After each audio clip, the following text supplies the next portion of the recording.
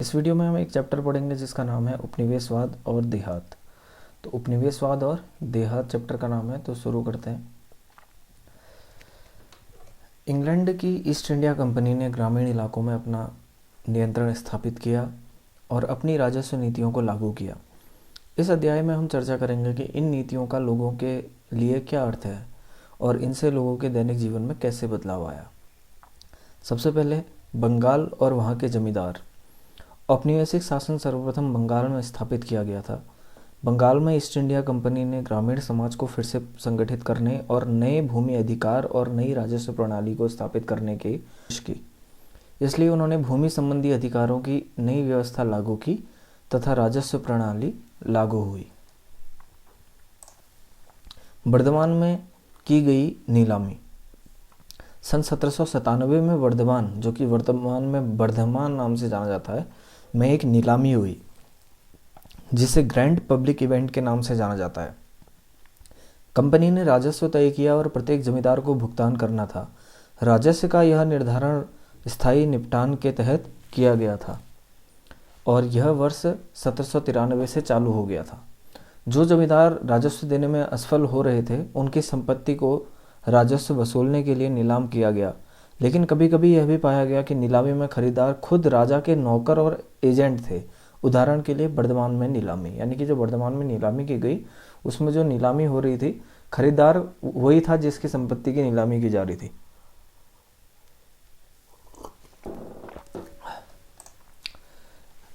राजस्व के स्थायी निपटान की भी आलोचना की गई। यह जमींदारों के लिए फायदेमंद साबित नहीं हुआ। क्या चीज? कि इसको बोलते हैं स्तंभदारी बंदोबस्त।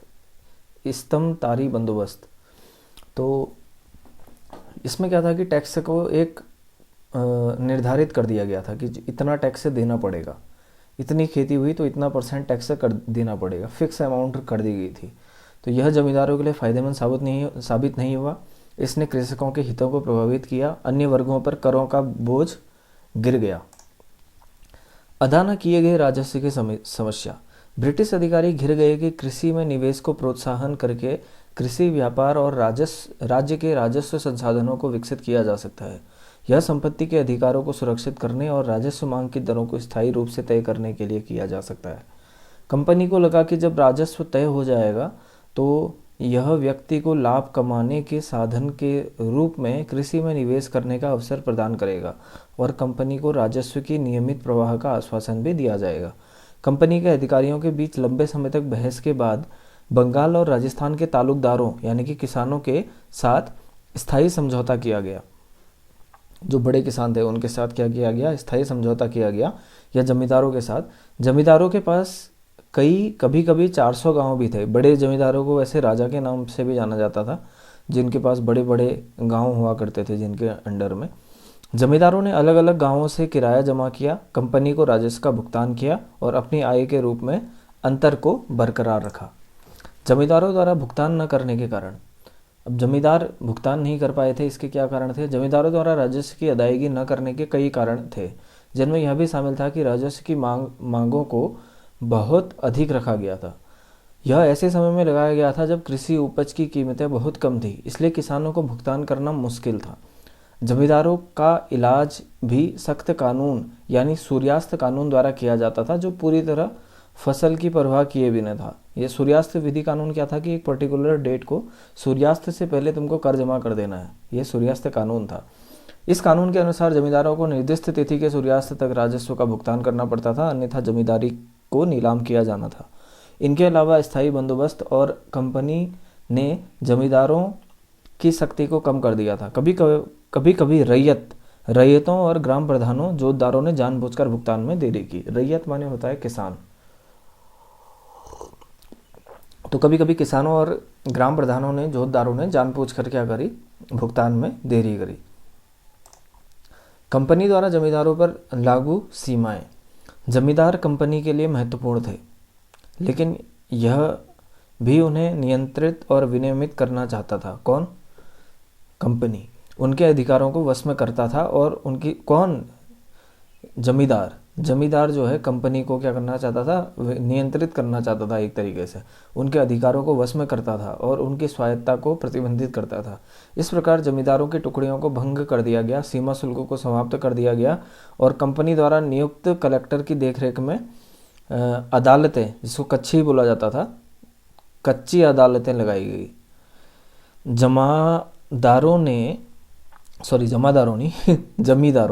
जमींदारों ने स्थायी न्याय और स्थानीय पुलिस को व्यवस्थित करने के लिए अपनी शक्ति खो दी। समय के साथ जमींदारों को गंभीर रूप से प्रतिबंधित कर दिया गया और उनकी शक्तियों को जब्त कर दिया गया। तो कंपनी क्या करना चाहती थी, जमींदारों को अपने वश में करना चाहती थी। तो उसने सारे के सारे जो जितने जमींदारों के पास अधिकार थे उनको एक तरीके से छीन लिया। गांवों में जोतदारों का उदय। धनी किसानों के समूह को लोकप्रिय रूप से जोतदारों के रूप में जाना जाता है। जोतदार अमीर किसान के एक वर्ग थे। जोतदार कौन थे? अमीर किसानों का एक वर्ग था जोतदार। उन्होंने भूमि के विशाल क्षेत्रों का अधिग्रहण किया, नियंत्रित व्यापार, धन उधार दिया और गरीब किसानों पर अत्यधिक शक्ति का प्रयोग किया। उनकी भूमि की खेती शेयर क्रॉपर के माध्यम से की जाती थी, जिसे एडीआर या फिर बॉर्डर के नाम से जाना जाता था। गांव के भीतर जोतदारों की शक्ति जमींदारों की तुलना में अधिक प्रभावी थी। उन्होंने गांव के जमा को बढ़ाने के लिए जामा के प्रयास का जमकर विरोध किया और जमींदारी अधिकारों को उनके कर्तव्यों को करने से रोका। कभी कभी वे जमींदार की नीलामी की संपत्ति भी खरीद लेते थे। जोतदारों ने जमींदारी व्यवस्था को कमजोर करने में महत्वपूर्ण भूमिका निभाई। जमींदारों का प्रतिरोध। अपने अधिकार को कमजोर करने से रोकने के लिए जमींदार ने अपनी संपत्ति अपनी माता पत्नी के नाम कर दी, नीलामी में हेरफेर किया, राजस्व को जानबूझकर रोक दिया। ऐसा क्यों किया?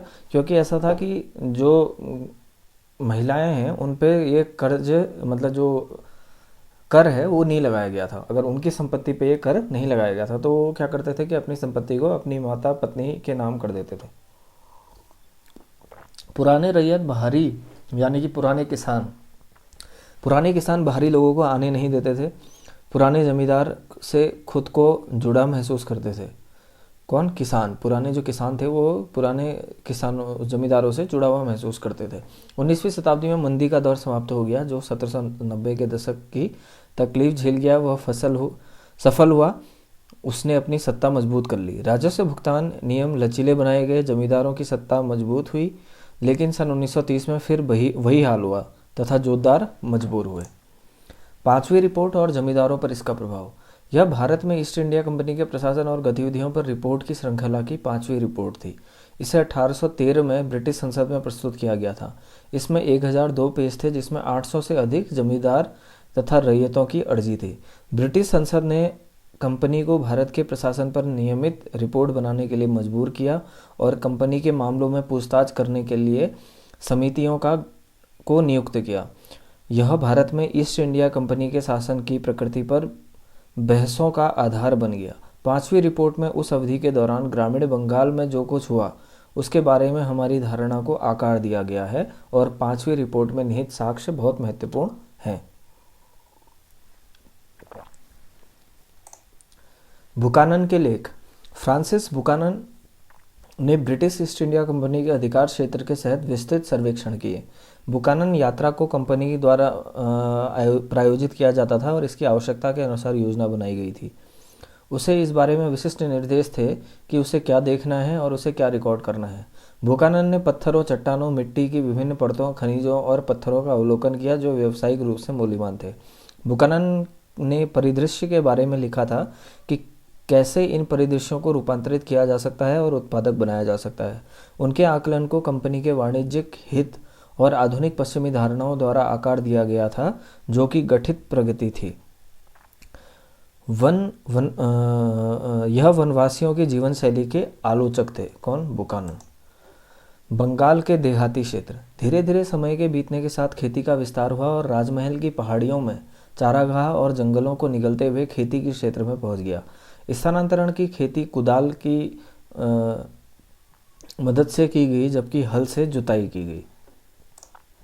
राजमहल की पहाड़ियाँ। फ्रांसिस बुकानन, एक चिकित्सक, ने राजमहल पहाड़ियों के माध्यम से यात्रा की। और उन्होंने इसके बारे में एक खाका दिया। मूल रूप से राजमहल की पहाड़ियों में पहाड़िया रहते थे। वे शिकार पर निहित रहते थे, खेती को स्थानांतरित कर रहे थे, भोजन एकत्रित कर रहे थे और अंतरंग रूप से जंगल से जुड़े हुए थे। 18वीं शताब्दी के अंतिम दशकों में अंग्रेजों ने जंगल की निकासी को प्रोत्साहित किया और जमींदार और जोतदारों ने भी असिंचित भूमि को चावल के खेतों में बदलना शुरू कर दिया। जैसे जैसे कृषि का विस्तार हुआ, जंगल और चारागाह का क्षेत्र सिकुड़ता गया। इससे पहाड़िया और बसे हुए किसानों के बीच में संघर्ष तेज हो गया। 1780 के आसपास संथाल इन क्षेत्रों में आए। उन्होंने जंगल साफ किए और जमीन की जुताई की। संथाल वहां बसने के द्वारा निचली पहाड़ियों को हटाए जाने के बाद पहाड़िया ने राजमहल पहाड़ियों में आंतरिक क्षेत्रों में, मतलब वो चले गए। कौन चले गए? जो कि पहाड़िया लोग थे वो आंतरिक जंगलों में चले गए संथाल लोगों के बसने के बाद। जमींदार और अंग्रेजों ने पहाड़ियों को वश में करने में असफल होने के बाद उन्हें संथालों में बदल दिया। संथाल आदर्श बसने वाले दिखाई दिए, जंगल को साफ किया और भूमि को समतल किया। भूमि प्रदान किए जाने के बाद संथालों की आबादी तेजी से बढ़ी और उनके गांवों की संख्या भी बहुत बढ़ गई। जब संथाल बस रहे थे तो पहाड़ियों ने विरोध किया, लेकिन अंततः पहाड़ियों में गहरी वापसी के लिए मजबूर होना पड़ा। इसने दीर्घकाल में पहाड़ियों को प्रभावित किया। संथाल जब एक व्यवस्थित जीवन व्यतीत करते थे, उन्होंने बाजार के लिए कई प्रकार की फसलों की खेती की और व्यापार साहूकार से निपटा लेकर राज्य उन पर बहुत अधिक कर लगा रहे थे। साहूकार उच्च ब्याज दर वसूल रहे थे और कर्ज न चुकाने पर अपनी जमीन ले रहे थे और जमींदार अपना जमीन पर नियंत्रण कर रहे थे। बाद में समस्याओं के कारण संथाल ने वर्ष 1855 से 1856 में विद्रोह किया और उन्हें शांत करने के लिए अंग्रेजों ने संथाल के लिए क्षेत्र को तराशा और इसके भीतर कुछ विशेष कानून लगा दिए। बॉम्बे डेक्कन देहात में विद्रोह। बॉम्बे डेक्कन के क्षेत्र में क्या हो रहा था, इसका पता लगाने का तरीका था उस क्षेत्र के विद्रोह पर ध्यान केंद्रित करना। विद्रोहियों ने गुस्सा और रोष व्यक्त किया। विद्रोह किसान के जीवन, विद्रोह से जुड़ी घटना, विद्रोह को दबाने या नियंत्रण के बारे में जानकारी प्रदान करता है। इतिहासकार द्वारा खोजे जा सकने वाले विद्रोह के परिणाम के बारे में पूछताछ। 19वीं सदी के माध्यम से भारत के विभिन्न हिस्सों में किसानों ने उधारदाताओं और अनाज डीलरों के खिलाफ विद्रोह में वृद्धि की। उदाहरण के लिए दक्कन में 1875 में विद्रोह हुआ। 1895 में पूना के सूपा गांव में एक आंदोलन शुरू हुआ, जहां आसपास के ग्रामीण इलाकों के दंगाई इकट्ठा हुए और उन्होंने दुकानदारों पर हमला कर दिया और उनके बही खाता या खाता बही और ऋण बॉन्ड की मांग की। रेयोट्स ने खातों को जलाया। रेयोट्स मतलब जो विद्रोही कर रहे थे, यानी कि दंगाइयों ने खाताओं को जलाया। लूटी गई दुकानों और कुछ उदाहरणों में साहूकार के घर को जला दिया। बाद में पुणे से अहमदनगर तक विद्रोह फैल गया और आगे भी भयभीत साहूकारों ने अपनी संपत्ति और अपने पीछे छोड़ते हुए गांव भाग गए। ब्रिटिश अधिकारियों ने इन विद्रोहों को नियंत्रण में लिया। उन्होंने गांव में पुलिस चौकी की स्थापना की और लोगों को गिरफ्तार किया और उन्हें दोषी ठहराया। एक नई राजस्व प्रणाली शुरू हुई।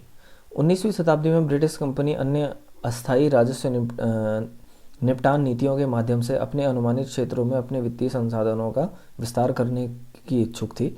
ऐसा इसलिए था क्योंकि 1810 के बाद कृषि कीमतों में वृद्धि हुई और बंगाल के जमींदारों की आय बढ़ी, लेकिन कंपनी की नहीं। यह स्थायी निपटान नीति के कारण था। इसमें राजस्व की मांग तय की गई थी और इसे बढ़ाया नहीं जा सकता था। इसलिए अपने राजस्व स्रोत का विस्तार करने के लिए कंपनी ने अस्थायी निपटान शुरू किया। अधिकारियों की नीतियां भी आर्थिक सिद्धांत से परिचित थी, जिनसे वे परिचित हैं। 1820 के दशक में अधिकारी रिकॉर्डियन विचारों के प्रभाव में थे। डेविड रिकार्डो इंग्लैंड में एक प्रसिद्ध अर्थशास्त्री थे। रिकार्डियन विचार में कहा गया है कि जमींदार को केवल औसत किराए का दावा करना चाहिए और जब अधिशेष है तो राज्य को उस अधिशेष पर कर लगाना चाहिए। वह आगे कहते हैं कि अगर कर नहीं लगाया जाएगा तो खेती करने वालों को किराए पर लेने की संभावना होगी और जमीन के सुधार में अधिशेष आय का उत्पादन उत्पादकता में नहीं होगा। रायौटवारी बस्ती को नई राजस्व प्रणाली के रूप में बॉम्बे डक्कन के रूप में पेश किया गया था। इस प्रणाली में राजस्व सीधे कृषक या रैयत के साथ तय किया गया था। मिट्टी से औसत आय राजस्व की राजस्व भुगतान क्षमता का आकलन किया गया था और इसका अनुपात राज्य के हिस्से के रूप में तय किया गया था। इस प्रणाली में प्रत्येक 30 वर्ष में भूमि के पुनरुत्थान का प्रावधान था। राजस्व की मांग और किसान कर्ज। राजस्व की मांग बहुत अधिक थी और जब फसल खराब थी तो भुगतान करना असंभव था। जब किसान राजस्व का भुगतान करने में विफल रहा तो उसकी फसलों को जब्त कर दिया गया और पूरे गांव पर जुर्माना लगाया गया। 1830 में कीमतों में तेजी से गिरावट आई, अकाल मारा गया और इस वजह से डेक्कन में 1/3 पशुओं की मौत हो गई और मानव आबादी का आधा हिस्सा मर गया। तो समस्या बहुत गंभीर हो गई, लेकिन अवैतनिक राजस्व बढ़ गया। इन स्थितियों में किसान अपने गांवों को छोड़कर नए स्थानों में चले गए। एक परेशान अवधि में विवाह की व्यवस्था के लिए, चीज़ों को खरीदने के लिए, कृषि शुरू करने के लिए किसानों को पैसे की ज़रूरत थी, इसलिए उन्होंने साहूकार से पैसे उधार लिए। लेकिन एक बार ऋण लेने के बाद वे इसे वापस भुगतान करने में असमर्थ थे। जैसे जैसे कर्ज बढ़ता गया, कर्ज चुकता होता गया, साहूकार पर किसान निर्भरता बढ़ती गई। 1840 तक अधिकारियों ने पाया कि किसान अनिश्चितता के खतरनाक स्तर पर थे, इसलिए उन्होंने राजस्व की मांग को थोड़ा कम कर दिया। 1845 तक कृषि मूल्य लगातार कम हो गया और किसानों ने खेती का विस्तार करना शुरू कर दिया, लेकिन विस्तार के उद्देश्य से उन्हें बीज आदि खरीदने के लिए धन की आवश्यकता थी, इसलिए उन्होंने फिर से धन के लिए साहूकार की ओर रुख किया। कपास और इसकी वैश्विक स्थिति। 1861 में अमेरिका में गृहयुद्ध छिड़ गया। युद्ध के कारण ब्रिटेन को कपास का निर्यात बहुत कम हो गया था। अमेरिका पर निर्भरता कम करने के लिए भारत में कपास की खेती को बढ़ावा दिया गया। निर्यात व्यापारियों ने शहरी साहूकारों को पैसा दिया और उन्हें बदले में ग्रामीण साहूकारों को उपज सुरक्षित करने के लिए दिया। इसलिए जब किसान के पास पैसे आसानी से पहुंच रहे थे और इस वजह से कपास का उत्पादन तेजी से बढ़ा, लेकिन इससे ज़्यादातर अमीर किसानों के लिए समृद्धि आई और छोटे किसानों के लिए यह भारी कर्ज का कारण बना। 1862 तक ब्रिटेन में 90% से अधिक कपास का आयात भारत से हो रहा था। जब 1865 में गृहयुद्ध समाप्त हुआ तो कपास का निर्यात फिर से शुरू हुआ।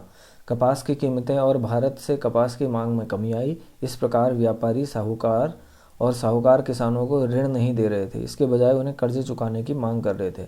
वही राजस्व की मांग भी 50 से 100% तक बढ़ गई थी। किसानों के अन्याय का अनुभव।